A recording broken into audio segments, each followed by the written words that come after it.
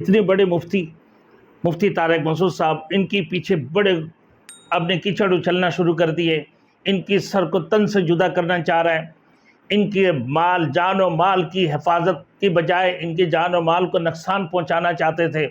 تو یہ سارے وجہ آج دیکھیے آپ نے فرقہ کو پھیلاتے رہیں، تفرقہ بازی آپ کرتے رہیں، آپ ان تفرقوں کی جواب آپ دیتے رہو۔ پوری دنیا کیا کہیں گے؟ پوری دنیا میں آپ کیا جواب دو گے میرے دوستوں؟